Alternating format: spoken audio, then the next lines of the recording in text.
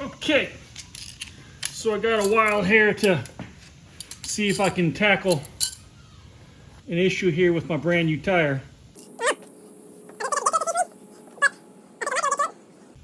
The question for me is can I do this without destroying the tire? It's almost like it's going in there diagonally. I've done a little damage to the tire already.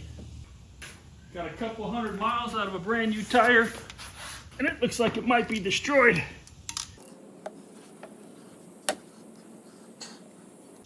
Look at that shit. You know what that looks like to me? That looks like one of my nail gun nails. Believe it or not.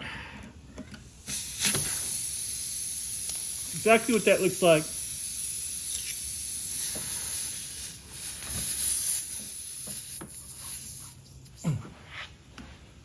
Don't like this one bit.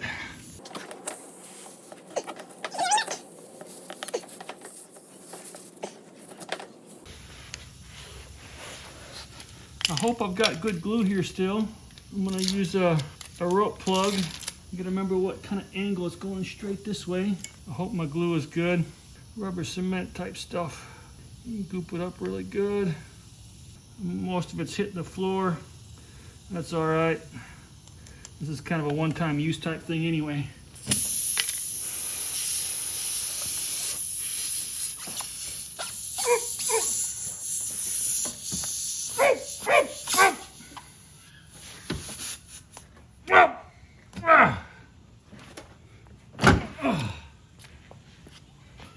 Don't hear nothing, but I sure don't like the way that tire looks now. That tire does look a little funky. It's like it's deformed just a hair right through there.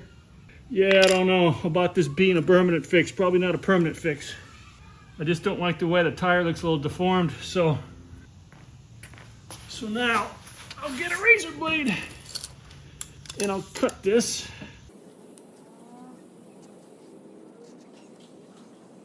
Yeah, I don't like the way that looks at all. But you know what? It was worth a shot before I spent all the money on a new tire and the time and the effort it takes to go all the way down there and do the whole thing.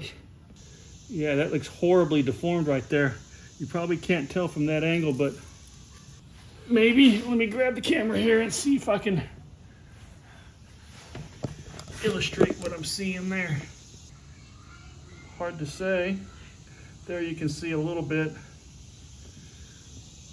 Anyhow,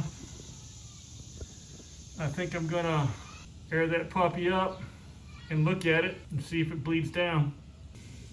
Okay then, looks like my little battery operated air compressor is showing 20 pounds. I need like 41 or 42, so let's kick this off and see what happens. Even if the battery on the compressor died right here, I think I'd still be good to ride for a long, long time. Looks like the battery just died. And that puppy there, ooh, that's hot.